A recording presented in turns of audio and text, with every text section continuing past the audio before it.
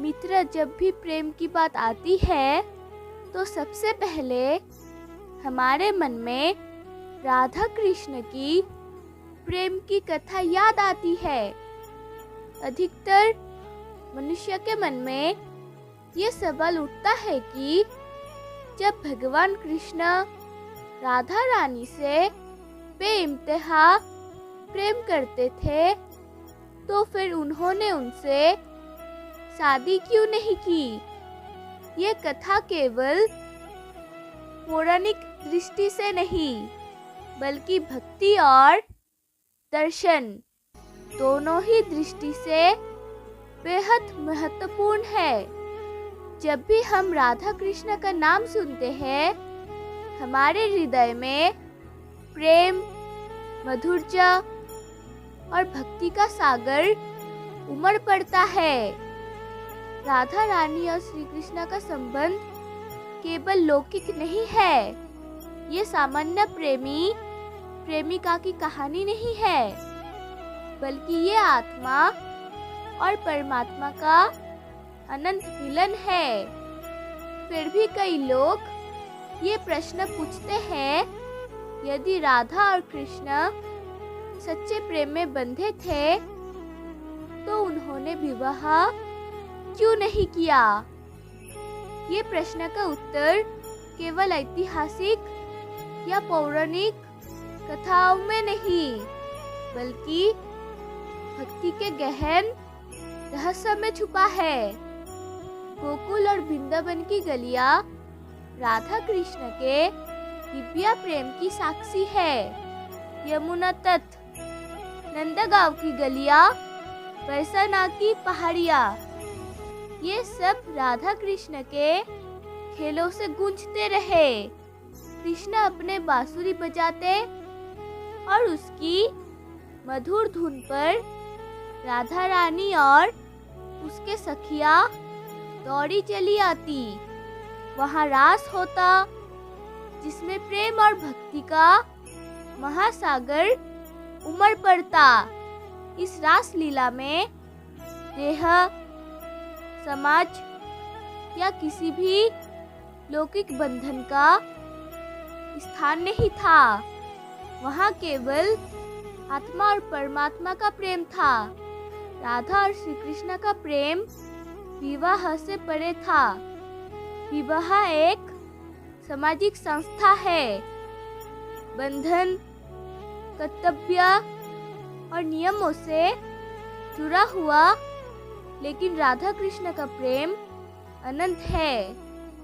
श्री कृष्ण ने स्वयं कहा, राधा केवल मेरी प्रेयसी नहीं, मेरी आत्मा का अंश है।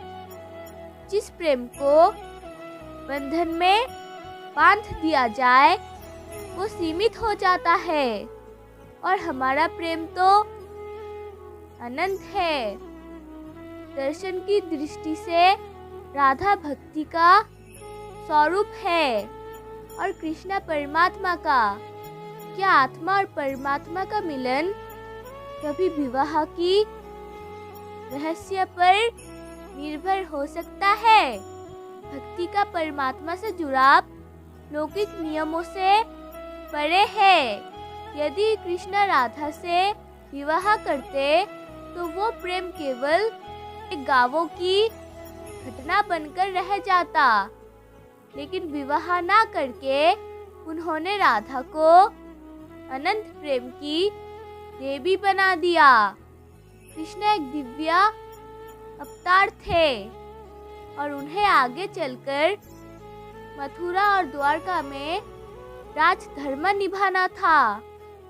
राजधर्म और समाज धर्म के कारण उनका विवाह रुक्मणी, सत्यभामा और अन्य राजकुमारी से हुआ। कृष्ण जानते थे कि यदि वो राधा से विवाह कर लेते तो उनका दिव्य प्रेम केवल एक पति पत्नी की कहानी बन जाता। राधा ने कभी भी कृष्ण से विवाह की इच्छा व्यक्त नहीं किया। उनके लिए तो कृष्ण ही संपूर्ण जीवन थे। बरसाने की गलियों में राधा अक्सर कहती, कृष्ण मेरा पति नहीं, मेरे सास है। जैसे मैं सासों को विवाह सूत्र में नहीं बांध सकती, वैसे ही कृष्ण को भी नहीं। वो तो मेरी आत्मा है। जब कंस वध के बाद कृष्ण मथुरा और फिर द्वारका गए, तब राधा वृंदावन में ही रह गई। एक दिन कृष्ण ने राधा से कहा, राधे, अब मुझे इस लीला भूमि को छोड़कर अपने धर्म की ओर बढ़ना है, परंतु तुम्हें भूलना मेरे लिए भी असंभव है। तुम मेरे स्मृति में, मेरे हृदय में सदा रहोगी। राधा ने मुस्कुराते हुए उत्तर दिया, कृष्ण, तुम्हारा जाना मुझे दुख नहीं देता, क्योंकि मैं जानती हूँ तुम कहीं भी जाओ, मेरे हृदय से अलग नहीं हो सकते। हमारा संबंध विवाह से परे है। यदि कृष्ण राधा से विवाह कर लेते तो लोग उन्हें केवल पति पत्नी मानते, लेकिन विवाह ना करके उनका प्रेम भक्ति का सर्वोच्च आदर्श बन गया। राधा ने त्याग का मार्ग चुना, कृष्ण ने धर्म का। दोनों ही मिलकर जीवन का संतुलन सिखाते हैं, प्रेम और कर्तव्य का।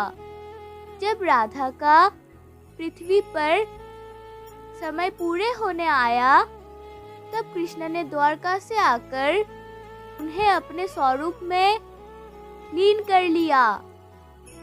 राधा ने अंतिम क्षणों में कहा, कृष्ण, आज विवाह का अर्थ मैं समझ गई हूँ। विवाह कोई रस्म नहीं, बल्कि आत्मा का परमात्मा से विलीन होना है। और आज मैं तुम्हें लीन होकर सदा सर्वदा तुम्हारी हो गई।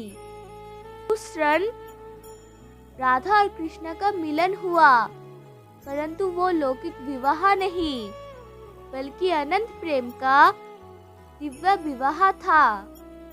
मेरा वीडियो अगर आपको अच्छी लगी तो प्लीज़ लाइक सब्सक्राइब करें और कमेंट में जय श्री राधे कृष्ण अवश्य लिखें। तो आइए और मेरे साथ प्रेम से कहिए, राधे राधे।